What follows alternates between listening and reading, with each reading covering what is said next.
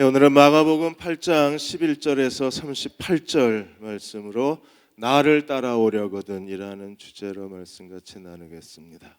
존경하는 존 파이퍼 목사님이 성경에서 가장 최고의 구절들 가운데 빌립보 3장 7절에서 9절까지를 선택을 하셨습니다.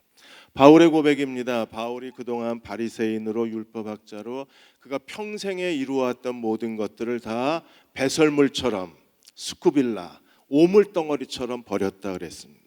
그에게 삶에 놀라운 변화가 일어난 것은 그리스도를 아는 지식이 가장 고상하기 때문이라고 고백을 했습니다. 우리도 예수 그리스도를 아는 지식이 가장 고상한 하나님의 자녀들이 되어야 합니다. 주님을 아는 지식을 가졌을 때 우리는 주님을 따라갈 수 있고, 그리고 주님을 얻을 수 있고, 주님 안에서 다시 발견될 수 있기 때문에 그렇습니다. 그리스도를 따라가는 사람, 제자가 되려면 우리는 누구보다도 예수님을 아는 지식이 있어야 합니다. 주님을 모르고 주님을 따라갈 수는 없습니다. 또 주님을 따라가는, 어떻게 따라오라고 말씀하셨는지 주님의 가르침을 알아야 이 시대에서 주님을 따르는 그분의 제자가 될 수 있습니다. 오늘 바리새인들은 예수님을 아는 지식에서 잘못된 지식을 가졌어요. 그리고 제자들도 예수님을 아는 지식에서 벗어나 있었습니다. 주님이 바리새인과 제자들을 책망을 하셨어요. 8장 11절에서 13절까지 보시면 바리새인들이 예수님을 힐난을 했습니다. 왜 예수님을 힐난했나요? 예수께서 이방인들을 위해서 떡 7개로 4,000명을 먹이신 이 하나님의 기적의 이야기를 듣고 바리새인들이 불쾌했습니다. 하나님의 유대 백성들에게 기적을 행한 것이 아니라 이방인에게 기적을 행했다는 사실 때문에 바리새인들이 예수님을 비난을 했어요. 그리고 예수님에게 이렇게 요구했습니다. 예수님을 시험하기를 하늘로부터 오는 표적을 보여달라. 하늘로부터 오는 표적이 무엇입니까? 예수께서 약속된, 성경에 약속된 메시아라는 하나님의 통치의 기적을 보여달라는 거예요. 하늘로부터 오는 표적을 주님이 정중하게 거절하시고 이렇게 말씀하셨어요. 12절에 마음속으로 깊이 탄식하여 이르되 어찌하여 이 세대가 표적을 구하느냐? 하늘의 표적을 나는 보여주지 않겠다고 말씀을 하셨어요. 주님이 그 영으로부터 깊이 절망하셨습니다. 아주 비참한 기분을 느끼셨어요. 그리고 주님께서 그 마음에 탄식을 하셨어요. 이유가 무엇입니까? 바리새인들은 하나님 말씀을 연구하는 사람들입니다.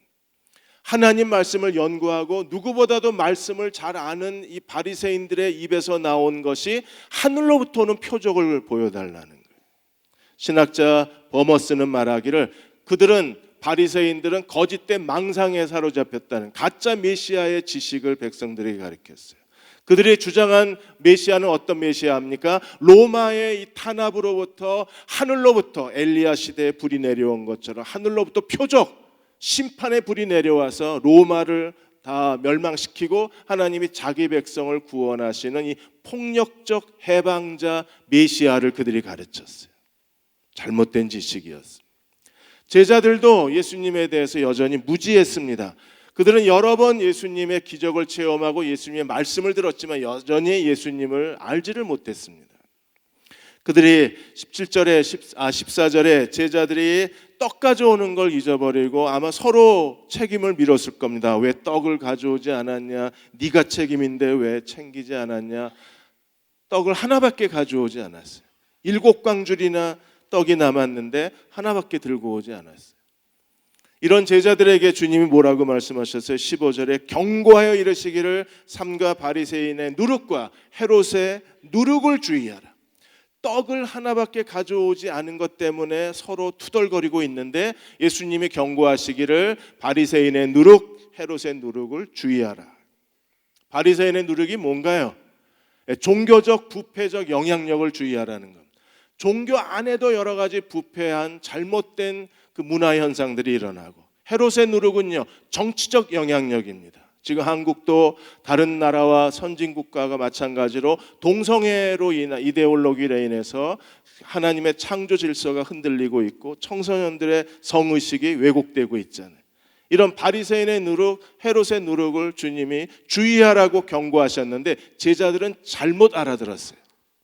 그들은 이렇게 말합니다. 16절에 서로 수군거리기를 떡을 가져오지 않아서 그렇구나.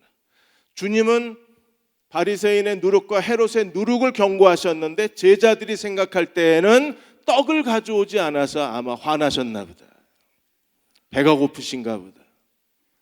그래서 떡 챙기라고 그러지 않았어. 그리고 아마 제자들이 서로 비난했을 겁니다. 예수님이 말씀하시는 핵심을 깨닫지 못한 거예요. 그들은 여전히 예수님이 어떤 말씀을 하셔도 제대로 이해하지를 못했습니다. 따로 제자들을 데리고 네 밭의 비유, 하나님 나라 비유를 다시 재해석해 주셔야 했었어요. 지금도 그들은 주님의 말씀을 깨닫지 못합니다. 그래서 예수님이 그들에게 6가지를 책망하셨어요. 17절, 18절에 보시면 주님이 계속해서 6가지 그들의 무지한 상태에 대해서 책망을 하십니다. 너희가 어찌 떡이 없으므로 수군거리느냐. 떡이 몇 개냐 이게 중요한 게 아니었는데도 그들은 떡이 없다는 것으로 인하여 서로 비난하고 있었습니다. 그래서 예수님이 6가지 아직도 알지 못하느냐, 깨닫지 못하느냐, 너희 마음이 둔하냐. 둔하다는 것은 마음이 완악하다는 겁니다. 18절에 눈이 있어도 보지 못하고 귀가 있어도 듣지 못하고 기억하지 못하느냐. 그들은 예수님의 기적을 계속 목격한 사람들입니다. 그런데도 깨닫지 못하고 기억하지 못하고 그리고 알지를 못했습니다. 주님이 이러한 무지 상태에 있는 제자들을 주님께서 책망하셨어요. 그리고 말씀하셨습니다. 19절에 보시면 그들에게 직접 물으셨어요. 떡 5개를 가지고 내가 몇 명을 먹였냐? 5,000명이요. 몇 강줄이 남았냐? 12강줄이요. 여러분도 아직 기억하십니까? 떡 5개 가지고 5,000명을 먹이시고 12강줄이가 남았어요. 또 20절에 떡 7개 가지고 주님 몇 명을 먹이셨어요? 4,000명을. 그리고 몇 강줄이가 남았습니까? 7강줄이. 주님이 걱정하신 건 뭐예요? 떡이 몇 개냐? 그게 중요한 게 아닙니다. 떡이 하나만 있어도 충분합니다. 그 하나를 가지고 제자들이 평생 먹을 수 있는 식량을 공급하실 수 있는 분이 하나님의 아들 예수 그리스도이십니다. 누룩을 주의하라고 그랬지 떡이 없는 것 때문에 책망하신 게 아니었어요. 그런데도 제자들은 예수님이 누구인가를 아는 지식에서 너무나 멀리 있었습니다. 주님은 오늘 우리의 모든 필요를 다 채우실 수 있는 우리의 구세주이십니다. 올해 1월 1일 날 영국의 그 유로 밀리언 로또에 당첨되신 북아일랜드의 50대 부부가 계십니다. 영국의 복권 사상 4번째로 큰 돈을 이분들이 복권 당첨금으로 받으셨어요. 한국 돈으로 약 1,640억을 받았습니다. 이분들이 1월 1일 날 복권 당첨이 확정된 걸 확인하고 3일 동안 그들이 준비한 게 있어요. 이 부부가 서로 3일 동안 자기들을 사랑해주고 자기들이 아끼고 자기들을 잘 알고 있는 가장 가까운 사람들 50명의 명단을 만들었습니다. 그리고 이 50명에게 1,640억 중에 자기들이 이 50명의 사람들에게 이 기쁨을 나누어 주고 싶은 거예요. 기자가 인터뷰했을 때 이 부부는 흥분해서 이렇게 말했습니다. 50명이 누군지 아직 아무도 모릅니다. 만일에 그들이 이 사실을 알게 되면 얼마나 기뻐하고 행복해야 할지 생각만 해도 즐겁습니다. 아마 10억씩 줬으면요, 이 50명의 사람들이 정말 큰 기쁨으로 여기지 않았겠습니까? 만일에 여러분이 그 50명 중에 한 명이라면 얼마나 놀랐겠어요? 10억을 누가 준다 그러면. 그러나 10억보다 더 중요하신 분이 우리 주 예수 그리스도이십니다. 그분은 떡 5개 가지고 5,000명을 배불리 먹이고도 12강줄이나 남겨놓으실 수 있는 분이십니다. 10억을 선택하시겠습니까? 예수님을 선택하시겠습니까? 10억이 더 좋겠죠. 내가 믿고 의지하는 예수님이 과연 어떤 분이실까요? 그분은 나의 모든 필요를 다 채우시고도 넉넉히 채워주시는 하나님의 아들이신데 우리는 예수 그리스도보다 당장 손에 쥘 수 있고 눈에 보이는 10억이 더 중요한지도 몰라요. 우리가 어떻게 믿음을 가질 수 있을까? 이런 제자들이 어떻게 믿음을 가질 수 있나요? 주님은 이 제자들을 어떻게 사도로 세우셔서 사도행전의 문을 열어놓으셨을까요? 22절에서 26절까지 벳세다 맹인을 치유한 사건에서 하나님이 어떻게 우리를 훈련하고 계신가를 우리에게 가르치고 계십니다. 벳세다는 갈릴리 북쪽에 있는 도시입니다. 벳세다에 갔을 때 시각장애인 한 사람을 예수님께로 데려와서 사람들이 예수님에게 그 시각장애인의 눈의 안수에서 고쳐주기를 원했습니다. 그럴 때 예수께서 어떻게 하셨어요? 23절에 맹인의 손을 붙잡으시고 마을 밖으로 데리고 나가셨습니다. 며칠 전에도 귀가 안 들리고 말을 잘 못하는 사람을 데리고 왔을 때 주님이 어디로 데려가셨어요? 바깥 한적한 곳으로 데려가셔서 귀에 양쪽 손가락을 넣으시고 침을 뱉어서 입에 바르시고 주님께서 치유하셨어요. 근데 이 시각장애인도 똑같은 방법으로 데리고 나가시고 눈에 침을 뱉으셨습니다. 조금 더럽고 불쾌하지만 그러나 하나님께서 자기의 예수님의 몸을 도구로 해서 하나님의 치유를 베풀고 계신 거예요. 침을 뱉으시고 안수하여 이르시되 무엇이 보이느냐 물어보셨어요. 여러분 평생 시각장애인으로 사실래요? 아니면 예수님이 침 뱉어도 참으실래요? 저는 참겠습니다. 그리고 물어보셨어요. 안수하시고 무엇이 보이느냐고 물었을 때 주님이 왜 물어보셨을까요? 한 번도 주님께서 누군가를 치유하시고 괜찮냐고 물어보신 적이 없는데 이 시각장애인에게 무엇이 보이느냐고 질문을 하셨어요. 이유가 무엇입니까?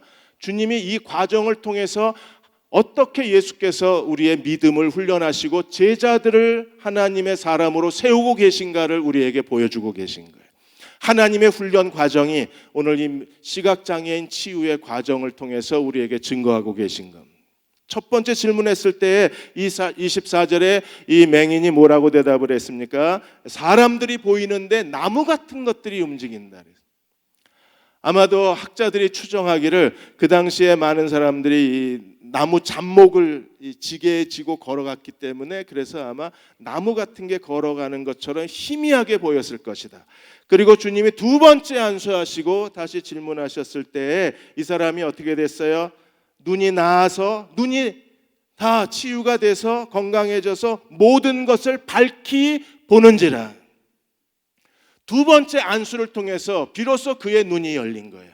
모든 걸 분명하게 보게 되었습니다. 예수님이 능력이 없으셨나요? 지난밤에 잠을 못 주무셨습니까? 왜 두 번이나 안수를 하셨나요? 성경에 단 한 번도 예수님이 두 번 안수하신 적이 없어요. 오직 벳세다 맹인에게만 주님이 두 번 안수하셨어요. 어제 금식하시느라고 기운이 딸리셨나요? 왜 두 번 안수하셨습니까? 두 번의 과정을 통해서 하나님이 오늘도 하나님의 사람을 치유하고 계신 하나님이심을 우리에게 증거해 주는 겁니다. 예수님의 제자들이 두 번의 과정을 통해서 그들이 믿음의 자리에 섰습니다. 그리고 마침내 사도의 사명의 자리에 섰습니다. 그리고 사도행전의 문을 열었을 때 그들은 하나님의 나라를 이 땅에 가져오는 하나님의 종들이 되어 있었어요. 베드로는 누가복음 22장 31절 32절에 예수님을 세 번 모른다고 부인하고 저주했습니다. 3년 동안 예수님의 부름을 받고 따라갔지만 그러나 그 결과는 너무나 비참했습니다. 예수님을 대제사장의 뜰에서 계집종 아이 앞에서 모른다고 부인하고 저주하고 욕설을 퍼부었던 사람이 베드로였어요. 이대로 실패하고 끝나나요? 아니요. 하나님은 두 번째 부르시는 겁니다. 두 번째 부르심을 통해서 마침내 베드로는 천국 열쇠를 가진 자가 되어서 사도행전에서 한번 설교했을 때 3,000명이 회개하고 하나님 나라의 시민으로 등록이 된 거예요. 누가복음 22장 31절 32절에 예수님이 이미 이렇게 말씀하셨습니다. 시몬아 시몬아 보라 사탄이 너희를 밀가부르듯 하려고 너희를 요구하였으나 사탄이 청구서를 내밀었습니다. 그냥 두면 제자들은 완전히 실패자가 될 것입니다. 그러나 어떻게 하셨어요? 내가 너를 위하여 내 믿음이 떨어지지 않기를 기도하였느니라. 주님의 중보 기도가 있었기 때문에 베드로가 예수님을 세 번 부인한 실패에도 불구하고 쓰임을 받은 겁니다. 그 예수님이 지금 하나님 보좌 우편에서 여러분 한 사람 한 사람을 위해서 중보 기도하고 계신 주님이심을 믿으십니까? 베드로가 실패할 수 없었던 것처럼 우리도 실패할 수 없는 거예요. 믿음이 떨어지지 않기를 기도했을 때 베드로가 어떤 사람이 될 거라고 주님이 말씀하셨나요? 너는 돌이킨 후에 내 형제를 굳게 하라. 돌이킨 후에 두 번째 부르심을 통해서 베드로가 사도로 수제자로 주님께 쓰임받을 수 있었어요. 다른 제자들도 마찬가지입니다. 누가복음 24장 45절 48절에 주님께서 제자들의 있는 방으로 들어가셔서 같이 식사를 하시고 나서 부활하신 뒤에 어떤 일이 벌어졌어요? 이에 마음을 열어 성경을 깨닫게 하시고 그제서야 깨달았습니다. 들어도 깨닫지 못하고 이해하지 못하고 기억도 못했던 제자들이 이제서야 성경을 깨달았어요. 그리고 무엇을 깨달았습니까? 그들이 그리스도가 고난을 받고 제3일에 죽은 자 가운데서 다시 살아날 것과 예수께서 죽으시고 부활하신 하나님의 예언의 말씀을 깨달았습니다. 그리고 또 무엇을 깨달았나요? 하나님이 하신 일을 깨달았습니다. 예수 그리스도의 이름으로 죄 사함을 얻는 회개가 예루살렘에서 시작하여 모든 족속에게 전파될 것을 그들이 깨달았습니다. 그리고 새로운 사명을 주시기를 너희는 이 모든 일의 증인이라. 이게 두 번째 안수를 통해서 시각장애인의 눈이 열린 것처럼 두 번째 주님의 부르심을 통해서 이 제자들은 예수 그리스도의 증인이 되고 예수 그리스도의 이 사명의 자리에 설 수 있게 된 거예요. 오늘도 하나님은 우리를 두 번째 부르신 하나님이십니다.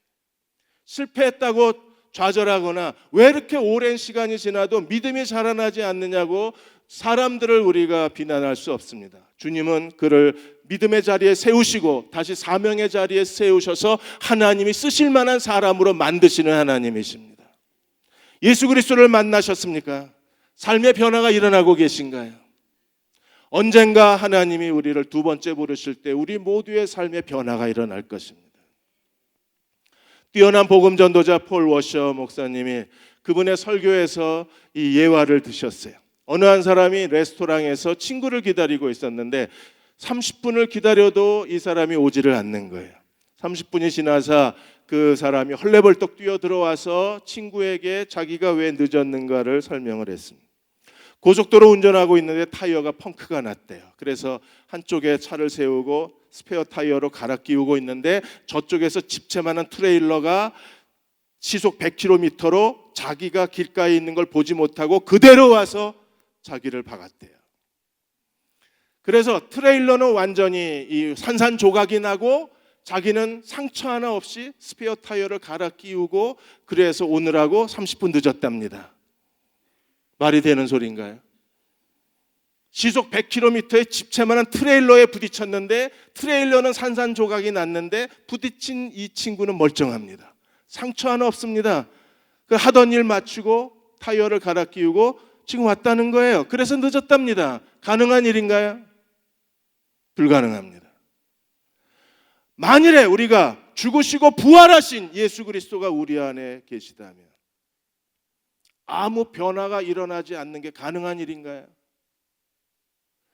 마치 시속 100km의 트레일러에 부딪히고도 멀쩡한 그 사람이 예수 그리스도를 믿고 주님이 내 안에 계시다고 고백하는데 아무 인격적 변화가 일어나지 않는 게 가능한 일인가요? 주님이 우리 안에 계시면 반드시 변화가 일어나는, 주님을 사랑하고 주님을 따르고 주님을 경외하게 돼요. 근데 언제 됩니까?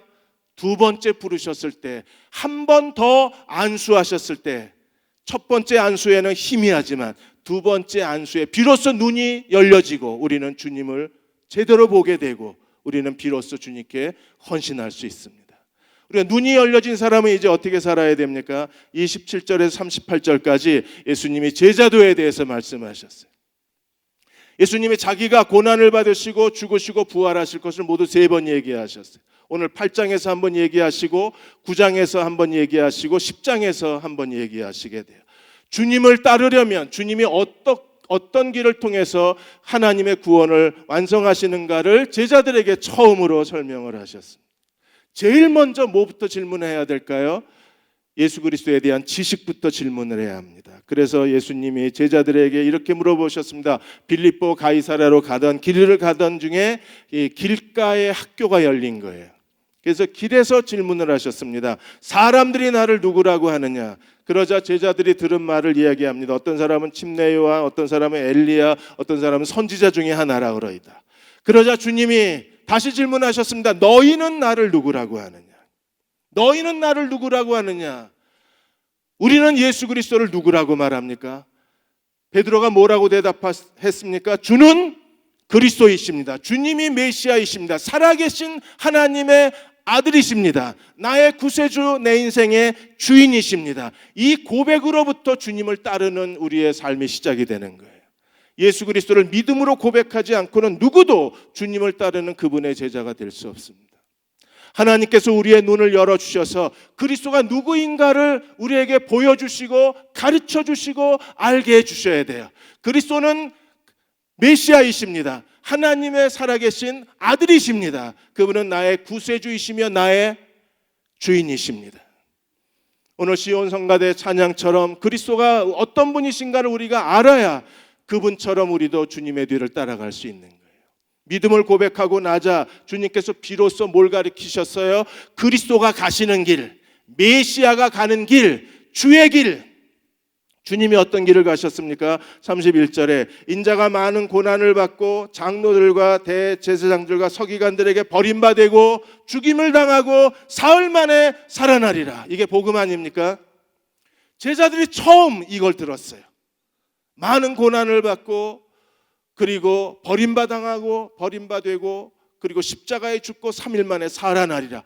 이 말을 듣자 제자들이 당황했습니다. 자기들이 생각한 메시아의 길이 아닌 거예요. 그리스도의 길이 아닙니다. 그들은 어떤 생각을 했을까요? 주님이 영광 중에 영광을 받으시고 자기들이 그리스도와 함께 영광을 차지할 거라고 기대했었는데 입에서 나온 메시아의 길은 무엇입니까? 많은 고난을 받고 버림을 당하고 십자가에 죽고 3일 만에 부활하리라. 그러자 베드로가 어떤 반응을 보였습니까? 드러내놓고 이 말씀을 하시자 32절에 베드로가 예수를 붙들고라는 것은요, 따로 뒷골목으로 데려갔다는 겁니다. 사람 없는 데로 예수님을, 하나님 없는 방으로 데려갔어요. 그리고 항변했다는 게 무엇인 줄 압니까? 책망을 했습니다. 예수님을 꾸짖기 시작하셨어요. 누가? 베드로가. 마치 선생이 제자들을 야단치듯이, 부모가 아이들을 야단치듯이 베드로가 예수님 멱살을 잡고 책망하기 시작했습니다. 도대체 이게 무슨 말이냐? 그래서는 안 된다는 거예요. 그 길을 가서는 안 된다는 겁니다. 예수님이 가야 할 길을 지금 다시 지시하고 있는 겁니다. 주님이 어떻게 하셨나요? 이런 베드로의 이 무례한 태도를 보시고 주님이 어떻게 하셨어요? 주님이 33절에 다시 베드로를 모든 제자 앞으로 데리고 가셔서 책망하셨어요. 아주 공개적으로 책망하셨습니다. 사탄아, 내 뒤로 물러가라. 이건 하나님 나라의 방법이 아니라 세상의 방법인 거예요. 그리고 내가 하나님의 일을 생각하지 않고 사람의 일을 생각한다 그랬습니다. 베드로는요, 단순합니다. 사람의 일을 생각한 거예요. 어떻게 생각했어요? 절대로 고난이나 버림받고 이런 희생과 비참한 길을 걸어가지 아니하고 예수께서 영광을 받으시기를 기대했습니다. 그러나 하나님의 길은 어떤 길입니까? 희생과 대가를 치르지 않고는 우리는 하나님의 영광에 이룰 수 없는 거예요. 주님은 사람들에게 많은 고난을 받고 그리고 버림받고 십자가에 죽으시고 부활하셔야만 우리의 구원을 이루시는 하나님의 아들이셨어요. 사람의 일, 하나님의 일, 사람의 일에 대한 그의 생각 때문에 그는 예수님의 발을 붙잡고 예수님의 길을 가로막은 거였었어요. 데이비드 플랫 목사님이 팔로우 미 책을 하나 쓰셨습니다. 이 팔로우 미, 나를 따르라. 주님의 제자들을 주님이 팔로우 미, 나를 따르라고 요청을 하시고, 여기에 서브 타이틀이 뭐냐면 죽으라는 부르심, 그리하여 살라는 부르심. 우리가 그리스도와 함께 죽지 않으면 그리스도와 함께 살 수 없다. 이게 이 책의 부제목입니다. 여기서 데이비드 플랫 목사님이 지구상에서 가장 작은 섬에 살고 있는 그 아비드라는 사람의 간증을 하셨어요. 이 사람은, 이 작은 섬은 아주 무슬림의 섬입니다. 그래서 섬에 있는 대부분 사람들이 다 무슬림을 믿고 있어요. 이 아비드는 아주 독실한 그 무슬림입니다. 그가 다른 사람들은 평생에 3번 정도 메카 순례 여행을 하면 아주 신실한 무슬림이라고 그렇게 여겼는데 이 아비드는 무려 7번이나 메카 순례 여행을 했어요. 그리고 지금 의과대학에서 의사가 되기 위해서 공부를 하고 있습니다. 그가 의과대학에 다니다가 선교사를 만났어요. 그리고 예수 그리스도의 복음을 들었습니다. 그가 예수 그리스도의 복음을 듣고 그리고 성경 공부하는 동안에 이슬람 평생 동안 이슬람의 그 꾸란에서 이슬람을 믿는 믿음에서 느낄 수 없는 마음의 깊은 평안을 느낍니다. 그리고 이 평안의 비밀이 알고 싶어 했어요. 그래서 그가 어떻게 하면 내가 예수를 믿고 예수님의 제자가 될 수 있느냐고 선교사에게 물었을 때 선교사가 오히려 더 충격을 받습니다. 만일에 그가 지금 무슬림에서 그리스도인이 된다면 그가 받아야 될 희생과 그가 치러야 될 대가가 너무나 크기 때문에 다시 아비드에게 묻습니다. 정말 그 모든 대가를 치르고 내가 그리스도인이 되길 원하느냐? 아비드는 말합니다. 모든 희생과 대가를 치르겠다. 그리고 그리스도를 영접하고 그가 침례를 받았습니다. 예상한 것 이상의 가족들의 핍박이 시작이 됐어요. 가족들이 아비드를 밧줄로 묶어놓고 집안에 가두어 놓고 죽을 때까지 때렸습니다. 그래도 그리스도를 거절하지 않았어요. 그러자 아내가 남편을 떠나버리고 자식들도 이제 더 이상 당신은 나의 아버지가 아니라고 자식들도 다 떠나버렸습니다. 집안 사람들이 반대하고 친척들이 반대하는 바람에 의과대학에서 이 아비드가 제명처분이 돼서 더 이상 의학을 공부할 수도 없게 되었어요. 그는 그가 아꼈던 모든 것들, 사랑했던 모든 것들을 다 잃어버렸습니다. 근데 아비드는 그러한 고난 속에서도 선교사를 만나서 그가 예수 그리스도를 믿고 그리스도에 대한 첫 해에 하나님 앞에 이렇게 서원 기도했습니다. 하나님, 올 1년 동안에 내가 무슬림 1,000명에게 복음을 전하게 해 주옵소서. 그 지독한 고통을 당하고 희생을 당하면서도 아비드는 자기가 만난 예수 그리스도를 전하지 않고서는 견딜 수가 없었습니다. 자기 앞에 어떤 시련과 어떤 희생과 고난이 있더라도 내가 만난 예수 그리스도를 주변 사람들에게 전하기를 원했어요. 그래서 1,000명에게 복음을 전하게 해 주십시오. 데이비드 플랜 목사가 나중에 그를 만났을 때 그는 그의 1,000명이 아니라 무려 4,000명의 사람에게 예수 그리스도를 전했어요. 어디서 이런 힘이 옵니까? 사람의 일을 생각하면 그는요 의사가 돼야 돼요. 그러나 그 모든 걸 잃어버리고 그는 기꺼이 그리스도에게 헌신했습니다. 하나님의 일입니다. 예수님이 제자들에게 주님을 따라오려면 어떻게 해야 되느냐고 이렇게 가르치셔서 34절에 누구든지 나를 따라오려거든 자기를 부인하고 자기 십자가를 지고 나를 따를 것이라. 자기를 부인해라. 주님을 따라가려면 그의 제자가 되려면 우리는 잃어버려야 될 너무나 많은 것들이 있습니다. 자기의 미래 모든 계획과 그리고 자기의 야망과 자기가 사랑했던 모든 것들을 다 아비드처럼 잃어버려야 합니다. 그래도 따라가실 수 있나요?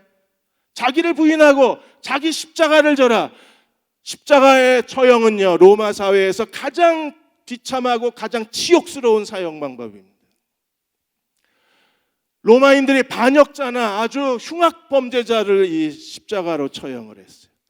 우리가 그런 각오가 돼 있습니까? 예수 그리스도를 위해서라면 십자가의 반역죄로 낙인이 찍혀서 그 수치스러운 죽음도 기꺼이 죽을 수 있는 준비가 돼 있나요? 그리스도를 위해서 죽을 수 있어야 우리가 주님을 따르는 사람이 될 수 있습니다. 죽을 수 있을까요? 오늘 35절에서 37절까지 목숨에 대한 4가지, 목숨을 4번이나 반복해요. 무엇이 우리를 살게 하는가? 내 목숨은 어디에 있는가? 주님이 우리에게 정면으로 질문하고 계십니다. 그래서 35절에 누구든지 자기 목숨을 구원하고자 하면 이럴 것이요.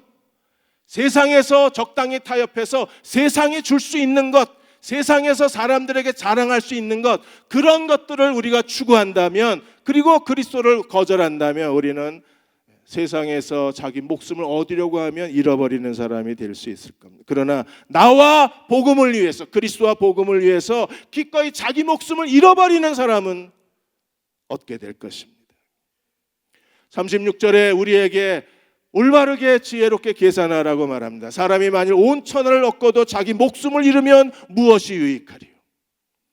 그리고 37절 사람이 무엇을 주고 자기 목숨과 바꾸겠느냐. 우리 목숨보다 더 중요하신 분이 누구십니까? 예수 그리스도이십니다. 기꺼이 나와 그리스도와 복음을 위해서 자기 목숨을 내어 버릴 수 있는 사람들, 그들이 이 시대에서 그리스도를 따르는 주님의 참 제자가 될 수 있습니다. 목숨 잃어버리는 사람이 목숨 얻을 수 있어요. 하나님 나라는 잃어버려야 얻는 나라입니다. 얻으려고 하면 잃어버리고 기꺼이 그리스도를 위해서 잃어버리면 얻게 하시는 나라예요. 세상도 그렇습니다. 30대 초반에 크게 성공한 젊은이가 있습니다. 그가 30대 초반에 크게 성공할 수 있었던 것은 뭐 재능도 있고 그리고 본인의 여러 가지 그 좋은 환경적 조건도 있었어요. 그러나 20대에 다른 친구들이 매일 밤 그 클럽에 가서 춤출 때 그는 클럽에 가지 않았습니다. 계절마다 여행을 다닐 때 그는 한 번도 여행을 간 적이 없습니다. 여자친구를 만나서 좋은 레스토랑에 가서 좋은 음식을 먹고 데이트할 때 그는 지금까지 한 번도 데이트해 본 적이 없습니다. 그렇게 자기를 잃어버렸기 때문에 남들이 갖지 못한 걸 얻어낼 수 있었어요. 잃어버리지 않으면 얻지 못하는 건 하나님의 나라 법칙일 뿐 아니라 세상 나라 법칙이기도 합니다. 우리가 만일에 우리를 위해서 십자가에 죽으신 예수 그리스도 그분을 위해서 기꺼이 자기를 잃어버리지 않는다면 우리는 하나님께로부터 아무것도 얻을 수가 없는 거예요. 만일에 목숨을 잃어버린다는 것이 무엇인가를 알면 우리는 두려워질 겁니다. 목숨을 잃어버린다는 건 무엇입니까? 38절에 누구든지 음란하고 죄 많은 세상에서 나와 내 말을 부끄러워하면 인자도 아버지의 영광으로 거룩한 천사와 함께 올 때 그 사람을 부끄러워하리라. 하나님의 영광 가운데 거룩한 천사와 그리스도가 다시 오실 때 주님이 부끄러워하는 사람, 주님께 수치스러운 사람이 누구예요? 나와 내 말을 부끄러워하는 사람. 그리스도를 따르는 제자로 걸어가지 못한 사람들이 마지막에 부끄러움을 당할 거라고 했습니다. 우리가 주님을 위해서 잃어버리면 잃어버리는 게 아니라 주님은 다시 되돌려 주시는 분이십니다. 테너 배재철 교수님이 그분이 음대를 나오고 이제 콩쿠르에 나갔을 때 많은 대회에서 심사위원들이 아주 찬사를 보냈습니다. 영국의 더 타임즈가 이 배재철 교수에 대해서 아시아에서 100년에 하나 나올까 말까 한 가장 천재 같은 테너라 그랬어요. 100년에 하나 나올 수 없는 사람이라 그랬어요. 그는 사람들의 환호와 찬사를 받으면서 그는 자기 인생에 넓은 길이 열렸습니다. 그러다가 2005년 9월에 악몽이 시작이 됐어요.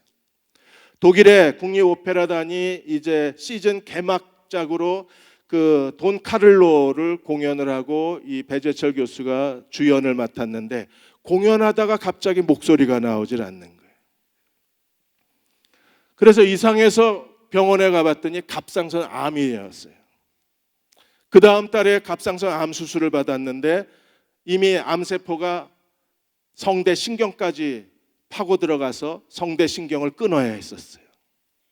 목소리를 잃어버렸습니다. 아시아에 100년에 한번 나올 최고의 목소리를 가진 사람이 한순간에 목소리를 잃어버렸어요. 배재철 교수는 그때의 절망을 이렇게 얘기합니다. 노래 하나만 보고 평생을 살아왔는데, 노래 하나가 나의 전부였는데 나는 나의 전부를 다 잃어버렸다. 그는 2년 동안 하나님 앞에 기도하고 1년 동안 기도하고 또 기도했습니다. 그러다가 일본인 친구의 도움을 받아서 2006년도에 교토대 명예교수의 수술을 받게 됐어요. 이 교수님은 갑상선 연골 성형의 대가로 알려진 분이시고 그리고 성대 복원 수술의 세계 최고의 권위자이셨어요. 이분이 성대 수술을 하는데 성대 복원 수술을 하는데 이 국소막치를 하고 성대를 4시간 동안 조율을 하신 거예요. 마치 피아노 조율사가 줄 하나하나 띵띵 하면서 조율을 마치듯이 수술을 하면서 계속 발성을 하고 조율하고 발성을 하고 조율해서 4시간 만에 성대를 조율합니다. 의사가 노래를 불러보라 그래요. 배재철 교수는 그때까지 계속 기도했습니다. 하나님, 나에게 2번째 목소리를 주시면 내가 제일 먼저 하나님을 찬송하겠습니다. 목소리를 불러보라 그랬을 때 그는 쉽게 부를 수 있는 아리아나 오페라 곡을 선택하지 않고 그는 하나님 앞에 기도한 대로 하나님을 찬양했어요. 그때 찬양이 주 하나님 지으신 모든 세계. 그가 마음을 다해서 하나님을 찬양했습니다. 하나님이 그에게 두 번째 목소리를 주셨어요. 그 뒤에 계속해서 목소리를 조율하고 재활치료를 겪어서 그는 지금 하나님을 찬양하는 테너로 하나님께 쓰임을 받고 있습니다. 그의 일생을 영화로 만들었습니다. 더 테너 리리코 스핀토라는 영화를 만들어서 많은 절망에 빠진 젊은이들에게 두 번째 목소리를 주신 하나님의 사랑을 이야기하고, 하나님이 배재철 교수의 이야기를 드라마로 만들어서 많은 절망에 빠진 사람들에게 새로운 용기를 주실 수 있었습니다. 우리가 주님을 섬기는 동안에 여러분의 자녀의 인생이 갑자기 멈추고 모든 것을 다 잃어버렸다고 해서 잃어버린 게 아닙니다. 하나님은 잃어버렸지만 우리에게 두 번째 목소리를 주시는 하나님이십니다. 사랑하는 남편이, 그렇게 유능한 남편이 어느 날 갑자기 직장에서 퇴출을 당하고 가야 할 길을 찾지 못하고 절망에 빠져 있는 남편을 쳐다보고 여러분들이 그 남편에 대해서 실망할 필요 없습니다. 하나님은 잃어버린 그것을 다시 우리에게 두 번째 되돌려 주시는 하나님이시기 때문에 우리가 끝까지 하나님을 믿고 하나님을 의지하고 믿음을 잃어버리지 않는다면 하나님은 우리에게 다시 잃어버린 것을 얻게 하시는 하나님이십니다.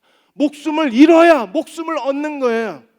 우리가 잃어버려서 하나님 앞에 엎드렸을 때 비로소 우리가 하나님이 우리에게 새로운 걸 주실 수 있습니다. 배재철 교수도 지금까지 자기 목소리가 자기 건 줄 알았어요.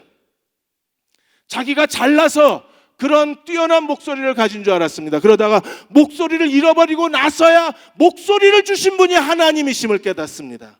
아, 하나님이 주신 거구나. 내 것이 아니었구나. 우리가 잃어버리고 하나님 앞에 무릎을 꿇으면 두 번째 목소리를 주셔서 영광을 받으신 하나님이십니다. 그 하나님 앞에 믿음으로 무릎 꿇는 저와 여러분 되시기를 주의 이름으로 축원합니다. 아버지 하나님, 잃어버리는 건 참 힘듭니다. 마음 아픕니다. 절망스럽습니다. 도망가고 싶습니다. 치욕스럽습니다. 얼굴을 들 수가 없습니다. 그러나 이제 주님께 맡깁니다. 잃지 않으면 하나님 주시는 것을 얻을 수 없다는 걸 압니다. 하나님, 기꺼이 주를 위해서 잃어버리게 해주시고 기꺼이 주를 위해서 다시 얻는 자가 되게 하여 주옵소서. 지금 우리를 죄에서 구원하신 우리 주 예수 그리스도의 은혜와 하나님 아버지의 그 크신 사랑하심과 성령의 위로하고 도우시는 은혜가 오늘 함께 주일 예배 드리고 돌아가는 모든 교우와 가정과 사랑하는 자녀들 위에, 이 민족과 이 땅의 모든 교회 위에, 아직까지도 그리스도의 복음을 듣지 못한 많은 민족들 위에 지금부터 영원히 함께 하시기를 간절히 축원하옵나이다. 아멘.